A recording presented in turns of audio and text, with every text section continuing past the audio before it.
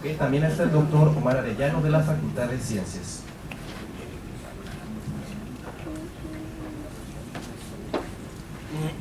Por el periódico Reforma, ¿podría explicarnos, doctora, creo usted, o no sé, en qué consiste la investigación, a qué profundidades van a perforar, con qué tipo de equipos, en qué tiempo esperan los resultados y para efectos del público masivo, qué tipo de resultados esperan, por favor?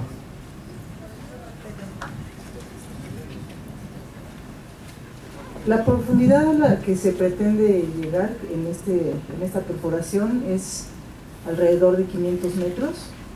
Eso es lo que se estima tiene el espesor de los sedimentos lacustres en esta cuenca de Chalco. Entonces, más o menos eso es lo estimado, ¿no? Dependiendo de cómo vayan las dificultades técnicas que lleguen a presentarse, pues entonces ya se decidirá si es una sola recuperación o es, digamos, más de 2 lugares de perforación. Sí, se va perforando y a la vez se va recolectando, entonces es una recuperación continua. La pérdida de sedimento es mínima. Entonces van saliendo, conforme avanza la perforación, se van recuperando tramos de metro, metro y medio los sedimentos, y estos son transportados aquí a los laboratorios del Instituto de Geología, donde se van a hacer las primeras documentaciones, se van a etiquetar, se van a poner en condiciones óptimas para que después sean enviados a la Universidad de Minnesota, donde se va a continuar la documentación pues de las características, ¿no? La toma de fotografías, todo esto, y el posterior muestreo. La siguiente pregunta es para Arturo Moreno de Notimex. Sí, buenas tardes. Profundizando un poco en la pregunta de mi compañero, hablaban de varios aspectos volcánicos, sismológicos, movimiento de agua. ¿Cuál es la importancia que va a tener este proyecto, y bueno, aprovechando la presencia que hay funcionarios del gobierno capitalino, para el agua en la Ciudad de México, para el agua en el Distrito Federal? También tiene que ver con estudios de calidad. En torno particularmente del agua, ¿cuál va a ser la funcionalidad de este estudio? Muchas gracias. Pues yo creo que esta respuesta la puede contestar. Somos un grupo muy grande, el doctor Eric Morales, que está por allá arriba, que es el encargado. Bueno, como ya comentó la doctora en su presentación,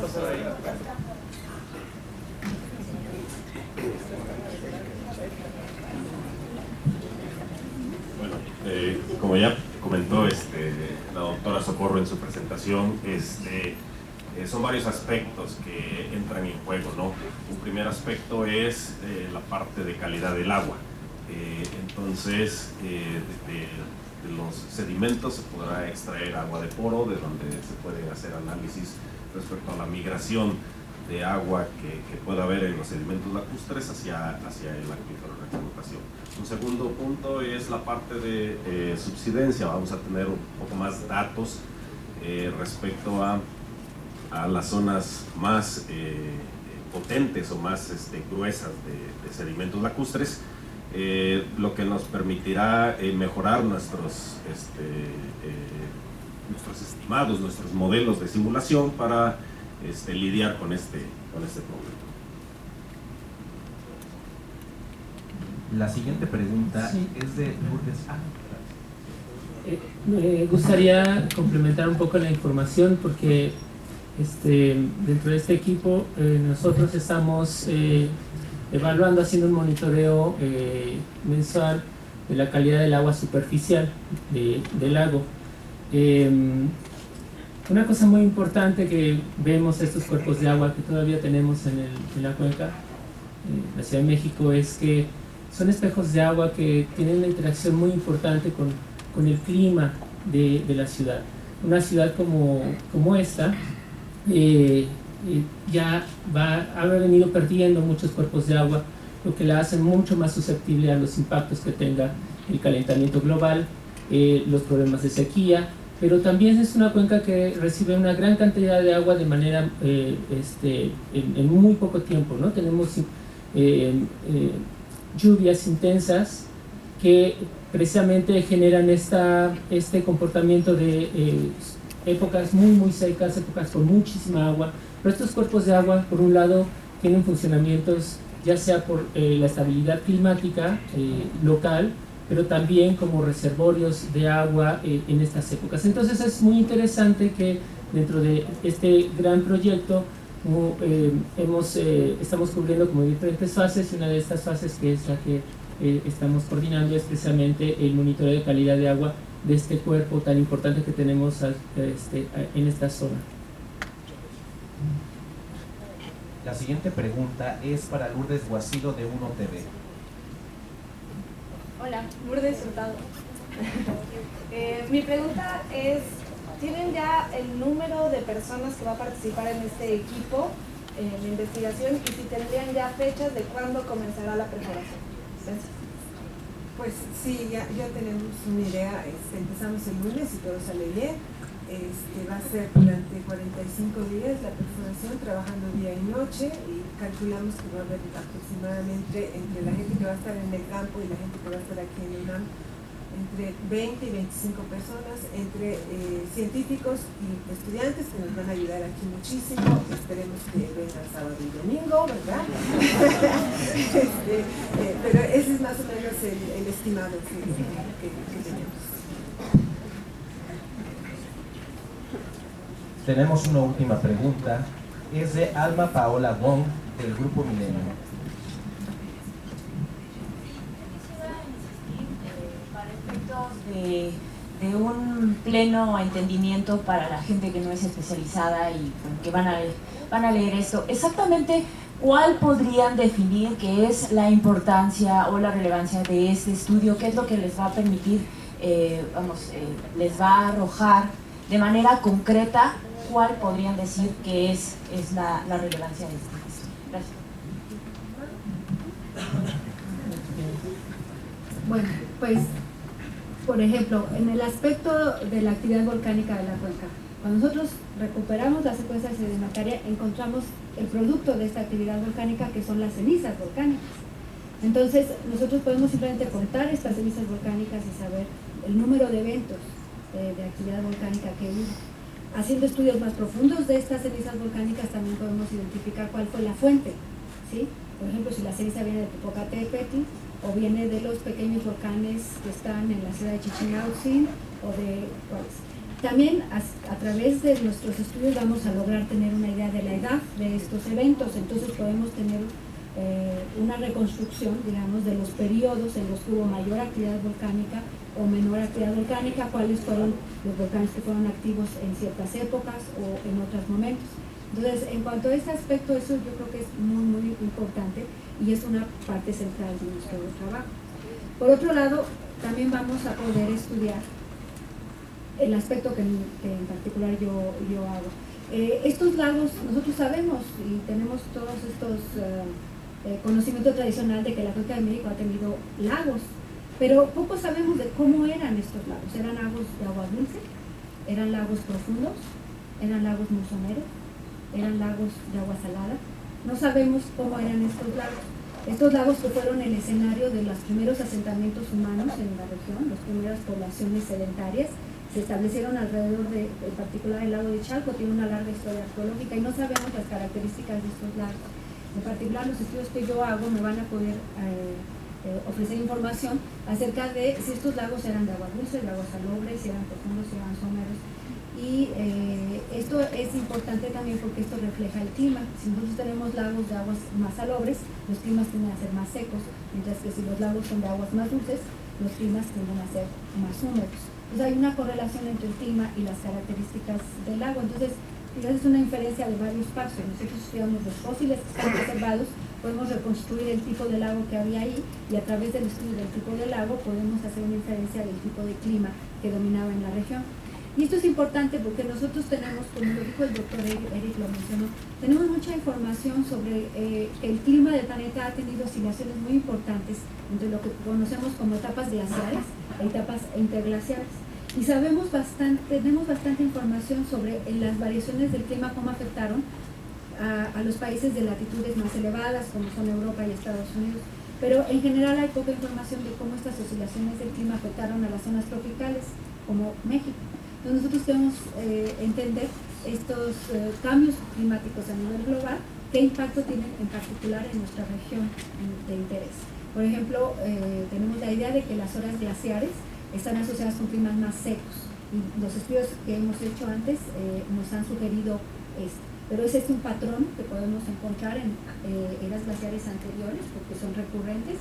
Entonces queremos obtener información, por eso vamos a perforar casi 500 metros, para tener información de varios ciclos glaciares y ver cuáles son los patrones climáticos, los patrones ambientales recurrentes. También cómo esto afecta a la vegetación, ¿sí? En nuestros bosques que rodean a la cuenca de México, cuál es su historia, qué tan antiguos son, ¿no? En qué momento aparecen ciertas especies o desaparecen. Entonces, digamos que esta es la parte del contexto que estamos haciendo este estudio. Doctora, ¿podría decir su nombre para que se... Mi nombre es Margarita Caballero, soy investigadora del Instituto de Geofísica. Bueno, se cierran las preguntas a los medios de comunicación y abrimos un espacio de preguntas por parte de los estudiantes o investigadores.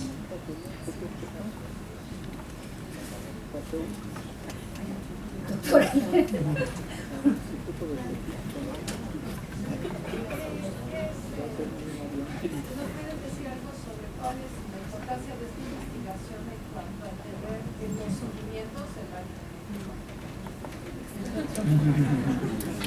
¿Cuál es la importancia de esta investigación en cuanto a entender los hundimientos del Valle de México?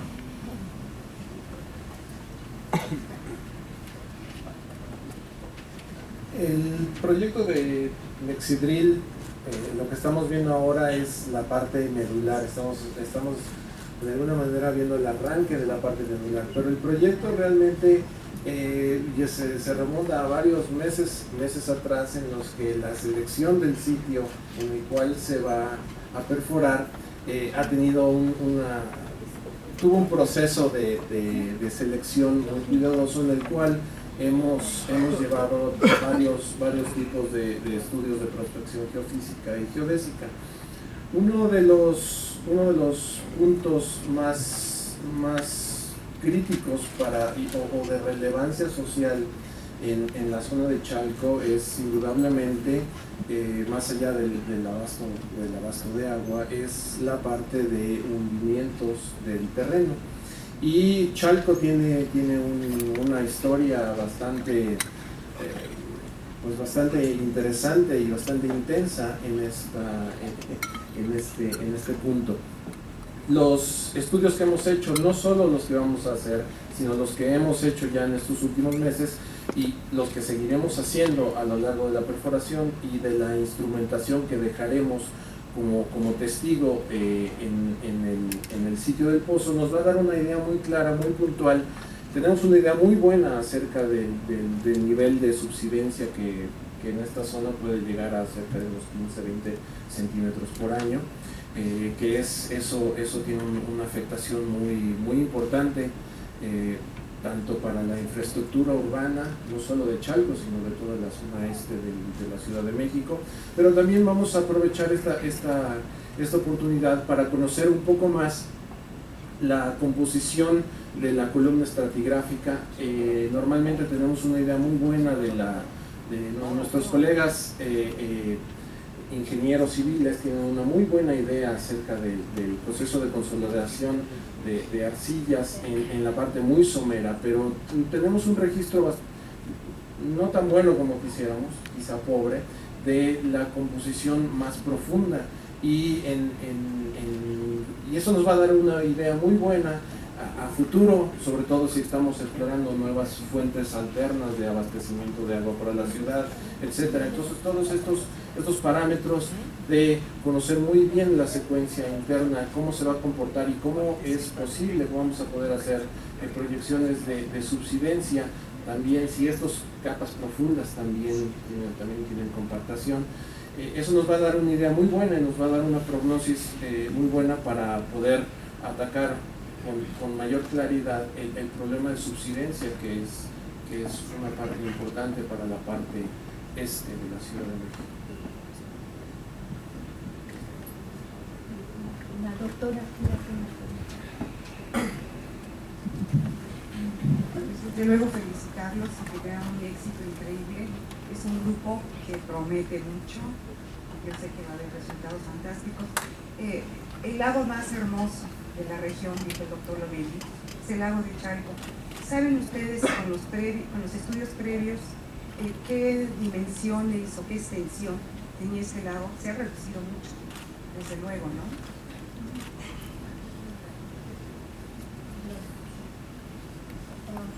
Pues sí tenemos el dato, pero en la memoria, ¿no?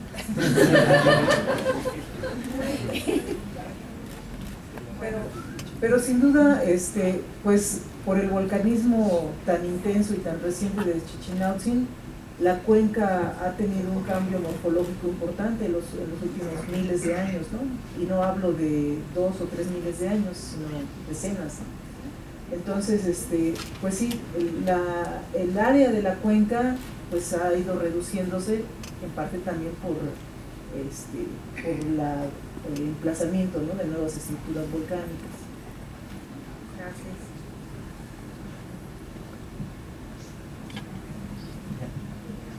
Allá hay una cosa.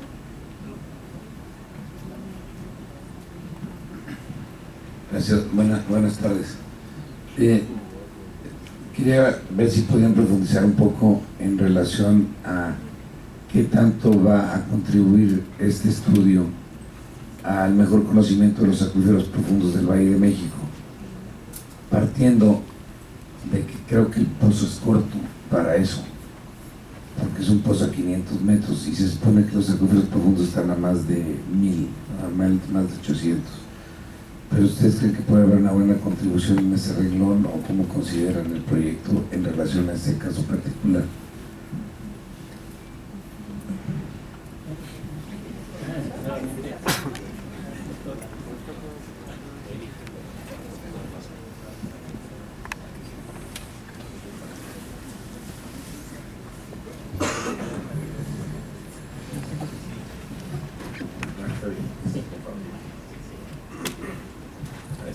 Hola, ingeniero. Bueno, efectivamente, para el conocimiento de los acuíferos profundos es un pozo que va a quedar somero, es decir, su objetivo no es precisamente, no es la exploración profunda. De hecho, bueno, estamos colaborando con un programa con el sistema de aguas, con Agua, donde participa también Pemex en otro aspecto muy diferente a este proyecto, donde se explora, se hacen perforaciones mucho más profundas, a 2000 metros, como bueno, es un proyecto que usted ha impulsado. En este caso, el hecho de que sea un pozo somero se enfoca principalmente a que los registros lacustres conservan unas ciertas señales para el cambio climático y para los objetivos que se tienen. Adicionalmente, en cuanto a la hidrogeología o el sistema hidrogeológico, va a tener implicaciones, como ya se ha mencionado, en cuanto a un mejor conocimiento de lo que es los sedimentos lacustres, que son los que se consolidan y los que generan donde se genera el problema de la subsidencia, ¿no? Aunque la baja de la presión sea en el acuífero en explotación. Entonces, no hay un impacto en cuanto a la exploración profunda, pero definitivamente va a aportar mucha información respecto a la historia geológica, cronologías, nos va a aportar información también sobre, Enrique lo mencionó muy acertadamente, de que no hay datos abundantes respecto a la base del acuitardo que se está consolidando. y que por la baja de presión en el acuífero es donde existe el mayor cambio de presión. Entonces es la parte que, bueno, de acuerdo a las simulaciones, sería la primera que se estaría consolidando y originando un cambio de... Entonces, bueno, reiterando un poco, bueno, el objetivo no es exploración profunda, por eso se queda 500 metros. Bueno, damos oportunidad a una pregunta más. Concluimos el área. ¿Qué consecuencias podría tener la perforación al ecosistema?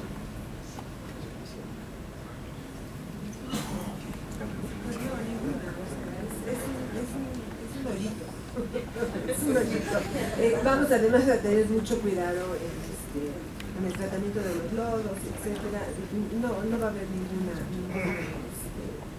afectación. Vamos a querer entender qué está pasando con el ecosistema. La perforación está a cargo de una compañía profesional, digamos, que tiene mecanismos de recuperación de todos los fluidos que se usan para la perforación y que nos garantizan que no va a haber ningún regreso, digamos, a las aguas. Y nada más, bueno, se ha consultado también a las entidades, las dependencias que regulan esto, para establecer los criterios básicos para el tratamiento de estos recortes y todo. Hay dos preguntas ahí que podríamos atender.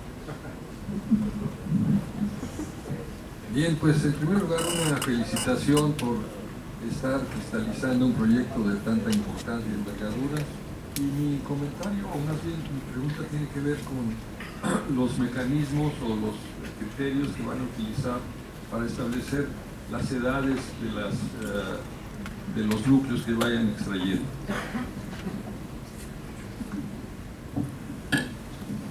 Bueno, como para esa longitud de sedimentos ya no aplican métodos como el radiocarbono, entonces pues las cenizas volcánicas son una oportunidad para fechar los sedimentos, utilizando métodos, sobre todo el uranio torio, que ha sido últimamente más empleado para fechar sedimentos que van más allá del rango del radiocarbono, pero que son mucho más jóvenes que otros métodos, ¿no? Ese es uno. Entonces, también se va a documentar los cambios, la variación secular registrada en los sedimentos y tratar de correlacionar eso con eventos ya bien conocidos, de edad conocida, de variaciones mayores del campo magnético terrestre.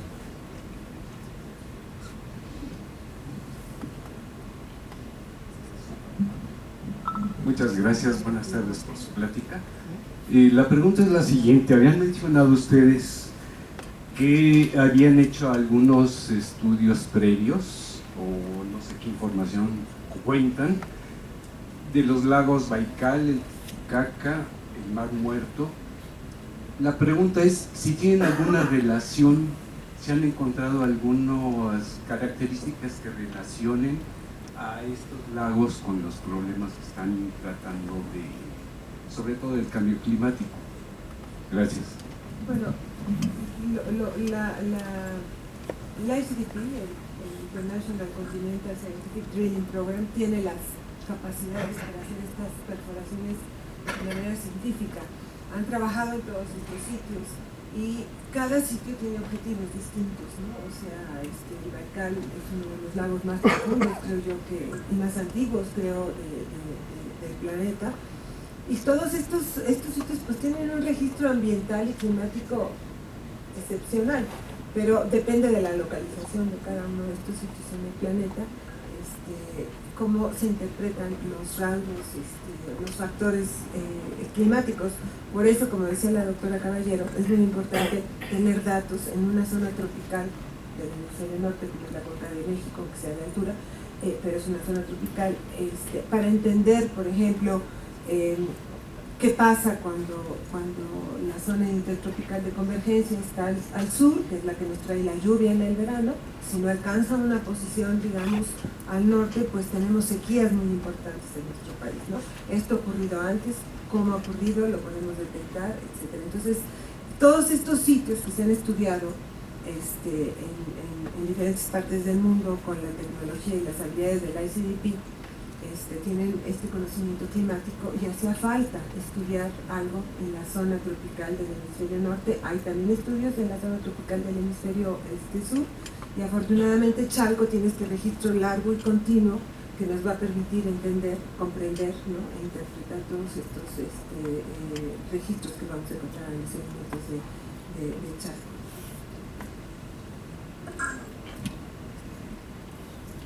Cerramos entonces este ciclo de preguntas y les agradecemos que nos hayan acompañado a este acto de inauguración del Nexidril Chalco.